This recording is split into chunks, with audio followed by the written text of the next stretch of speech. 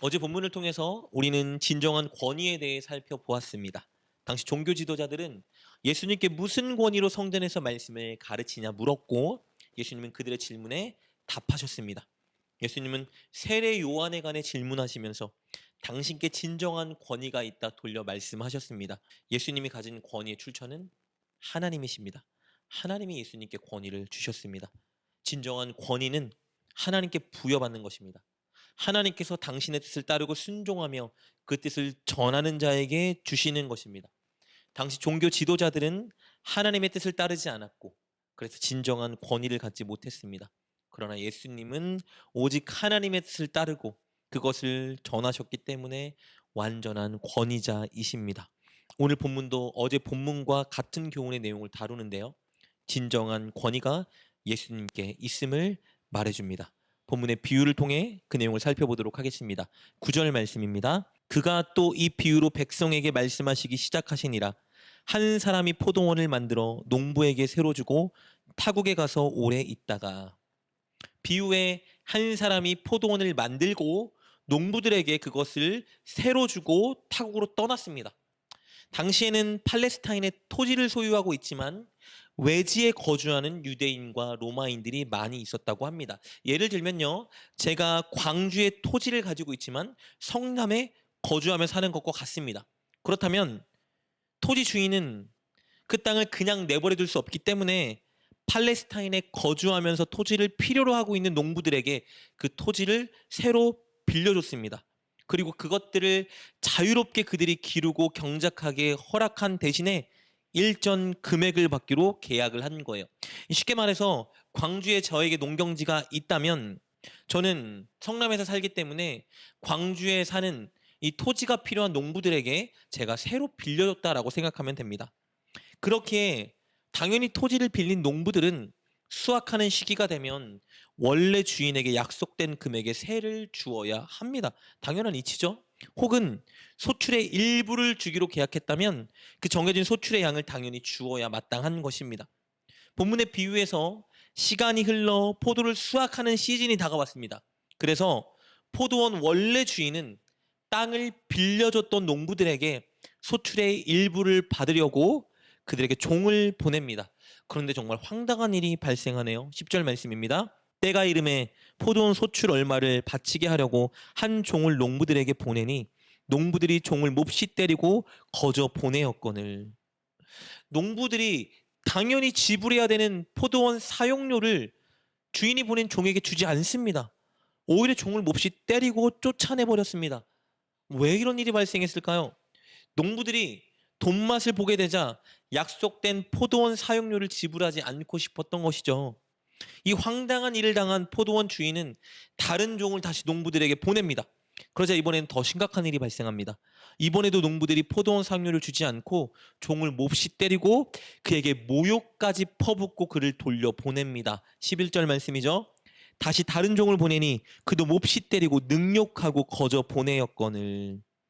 이 사실을 접한 포도원 주인은 한 번 더 그들에게 기회를 주기로 결정합니다. 다른 종을 보내는데요. 결과는 똑같습니다. 12절이죠. 다시 세 번째 종을 보내니 이 종도 상하게 하고 내쫓은지라.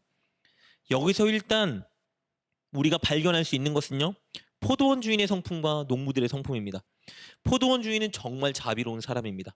그는 군대를 보내서 농부들을 심판할 수 있는 권세가 있는 사람이었지만 자신의 종을 또 보냅니다. 종을 세 번이나 농부들에게 보낸 것은 농부들에게 돌이킬 기회를 주고 있는 것입니다. 그런데 반대로 농부들은 포악하고 이기적인 사람들입니다.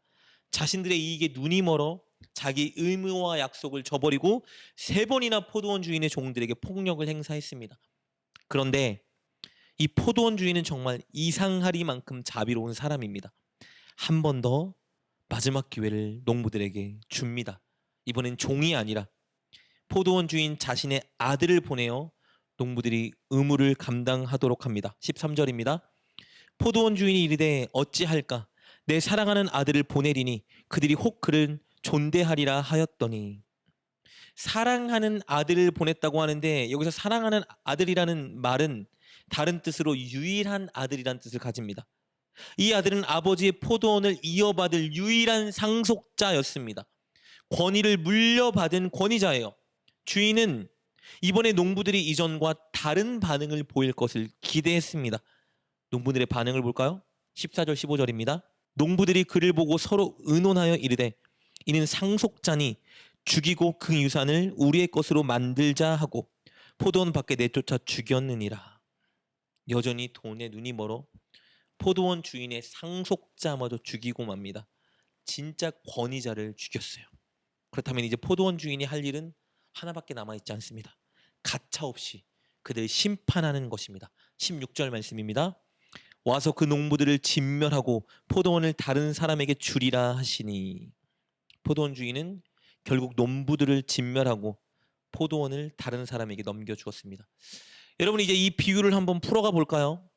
이 비유에서 포도원 주인은 하나님 아버지이십니다. 포도원은 이스라엘 백성들, 포도원을 맡게 된 농부들은 종교 지도자들입니다.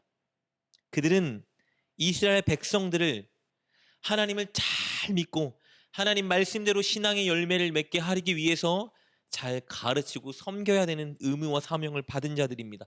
그런데 그들이 자신의 이익에 눈이 멀어 하나님의 뜻과 말씀에 순종하지 않을 뿐더러 그 말씀을 백성들에게 제대로 가르치지 못한 겁니다. 그래서 하나님은 당신의 종인 선지자들을 그들에게 계속 보내시죠. 그런데 그들은 선지자들의 말마저 듣지 않고 선지자들을 핍박하고 죽였습니다. 계속 참으신 하나님은 이제 마지막으로 하나님의 본체이신 유일한 독생자이신 예수님을 종교 지도자들에게 보내주셨습니다. 그런데 그들은 계속 예수님 말씀을 거부하고 예수님을 죽이기 위해 혈안이 되어 있습니다. 결국 예수님은 십자가에 못 박을 것입니다. 왜요? 자신들의 권위와 권세를 누리기 위해서였습니다. 그렇다면 이제 종교자들을 기다리고 있는 것은 무엇이죠? 심판입니다. 이 비유를 통해서 예수님은 말씀하고 계신 거예요. 당시 종교 지도자들은 자기 이익에 눈이 멀어 하나님이 주신 사명을 감당하지 않았기에 진정한 권위를 박탈당한 자들이라는 것입니다. 반면에 예수님은 하나님이 사랑하는 유일한 아들이자 독생자, 상속자, 진정한 권위자이시다 선언하고 계신 겁니다. 이 권위자가 종교 지도자들 그들 눈앞에 있지만 그들은 예수님의 권위를 인정하지 않고 예수님을 배척하고 있는 것이죠. 오늘 본문은 오늘을 살아가는 우리에게 중요한 교훈을 던져줍니다. 우리는 최고의 권위자에게 순종하는 삶을 살아야 한다는 교훈입니다. 나의 유익보다 다른 어떤 사람의 요구와 지시보다 우리는 늘 최고의 권위자 그분께 순종하는 삶을 살며 우리의 인생을 드려야 합니다.